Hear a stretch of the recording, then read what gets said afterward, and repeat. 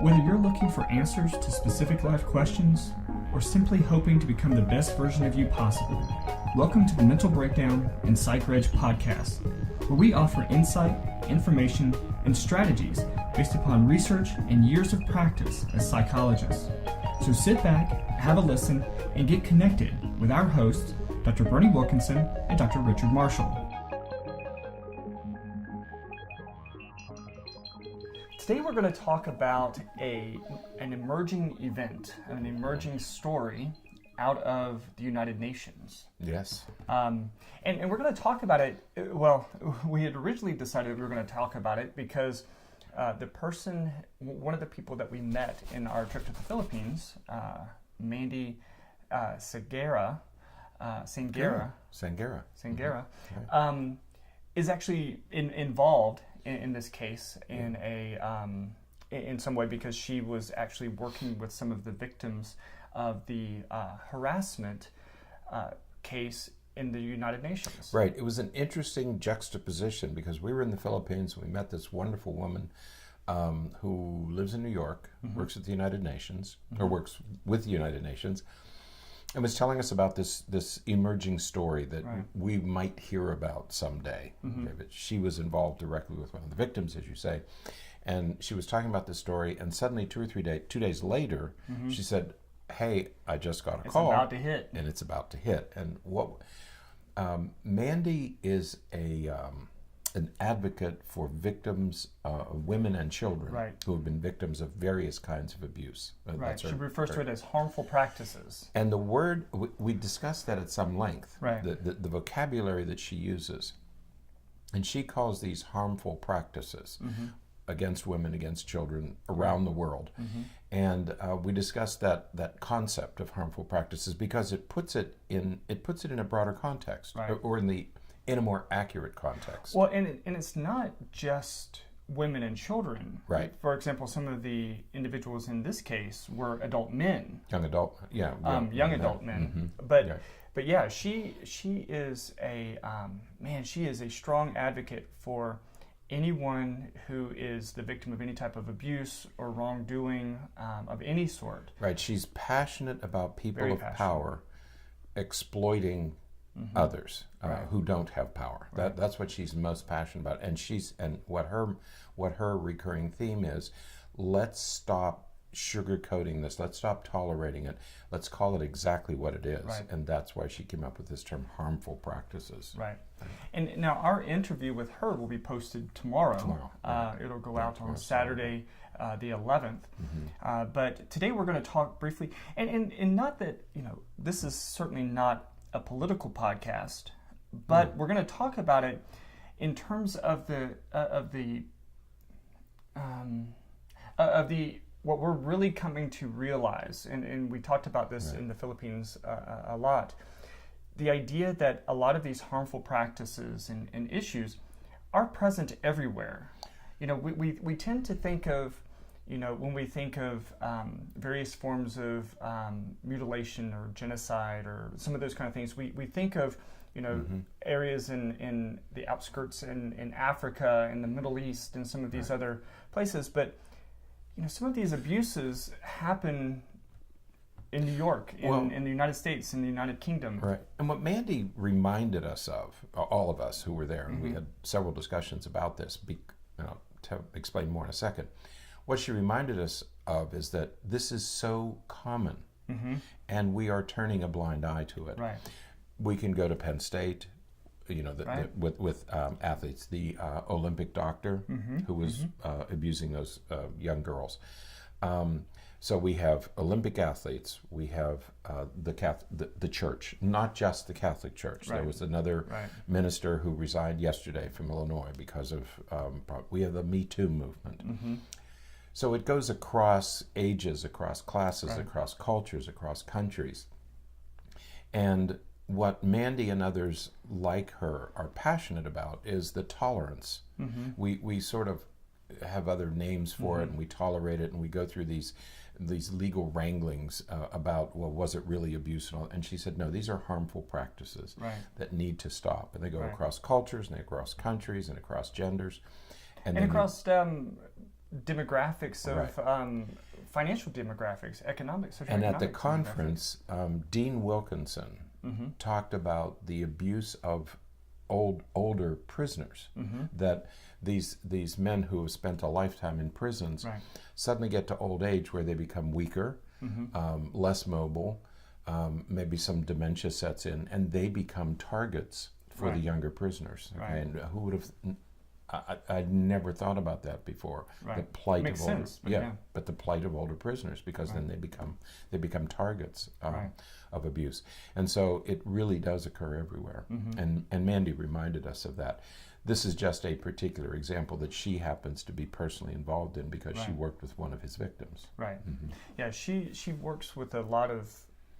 When she refers to harmful practices, it's a very broad in the broadest sense. Broad sense.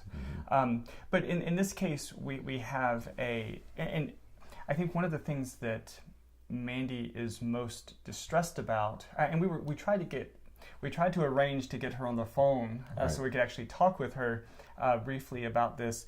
And it just didn't work out because she was flying to She's traveling. Cyprus. She's going to Cyprus. She was in the UK, from the Philippines to New York to Cyprus and someplace else. And she didn't know whether she was going to have to go to New York. Or, So, but what seems to be the biggest distress for her is the fact that they had been investigating this case for over a year. 14 months, right. And before anything was said or anything done, and still he's suspended with pay right now. And so it's remarkable to me, and it does harken back. You mentioned Me Too. It reminds me and takes me back to these cases where individuals are accused of things, and it's sort of like we're very hesitant to do anything about it. We tend to have this very bipolar response to things. Either it's a knee jerk, and it's I think of Al Franken. It was like he has to resign right now. It's done. We have to move it.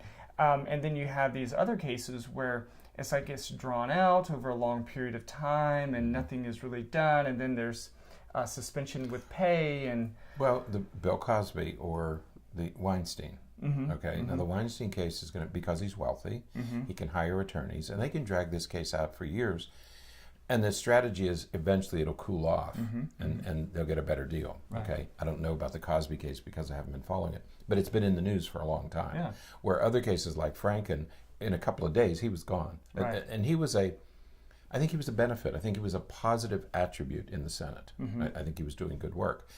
But with a single accusation or two, he's out in a couple of days. So you're right. We either have, I hate to talk about the Catholic Church, but it was tolerated for generations. The abuse was tolerated for generations. And the church is still dealing with the fallout from those years of abuse. I went to a Catholic college. It was something that we talked about frequently. But it was tolerated. And nobody had a voice. You wouldn't dare say anything about it. Right. And so again, we're mentioning it not to politicize or to turn this into a political discussion, but to say, be mindful, be aware that these harmful practices happen everywhere. I think that's the best part of this, is that for a while the Catholic Church was singled out as though that was the only place it was occurring. And I think what we've learned in the last 5 years is that this is ubiquitous. It happens everywhere, and it is tolerated everywhere, and the tolerance has to stop. It is occurring everywhere, and we have to stop tolerating these practices. It's remarkable to me, and Mandy and I think you were there too, we had this discussion about abuse in children, abusing children, and especially abusing daughters, young girls, sexual abuse and things like that. The prevalence of it is mind-boggling. It is. To think about how frequently those things happen. And if you hear of anything, if you know of anything, if you see anything, it is imperative that we investigate, that we speak up, that we say something, because we have to put these harmful practices to an end. One of the struggles that Mandy discussed in our numerous conversations that we had was the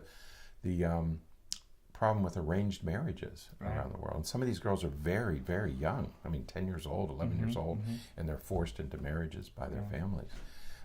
She calls that not an arranged marriage. She calls that a harmful practice. Right.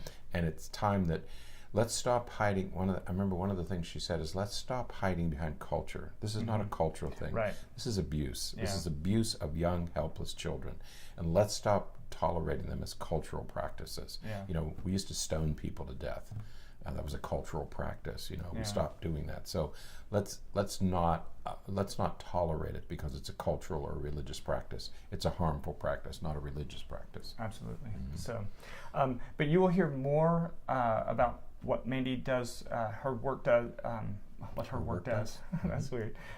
What she does with her work, and you know, some links to follow her and all that she's doing in the podcast that we'll be posting tomorrow. Yeah, it was truly a kind of a pleasure, but an honor meeting somebody who works this closely in this area. You know, wonder who these people are who keep these issues alive, and to meet one and to be able to spend time with her was a privilege. And we're working with her to link up with some other people who do some similar work around the world, so we can do some more interviews with them. So looking forward to all of that. So. Right. Yeah. To keep this going, keep this movement alive. Absolutely. So, all right, that is it for today. Then today's Friday. What's the date? The 10th. August 10th. Okay. Yeah, so we're still working with days and times. It's not jet lag. I'm convinced. I don't think so. No, I think you get tired because we worked hard, we traveled a lot, and a little bit of sleep disruption. But it does take a little time to get back, to get your sea legs back. Absolutely. You know? So anyway, but it was a wonderful experience there, wasn't it? Yes, it was. It was. Okay. Can't wait. All right. Until next time, stay happy, stay healthy, and forget to be afraid. Thanks for sharing this episode of the Mental Breakdown and Psychreg podcast. Be sure to check out the show notes for links to follow us on Twitter and subscribe to our YouTube channel, where you will find all of our previous podcasts and much more. We would be honored if you would become a patron through patreon.com, where any donation you can manage will go to the development and creation of more content. Just visit patreon.com/thementalbreakdown for more information. Thanks again for listening. Have an awesome day, and we look forward to being back in your feed tomorrow morning.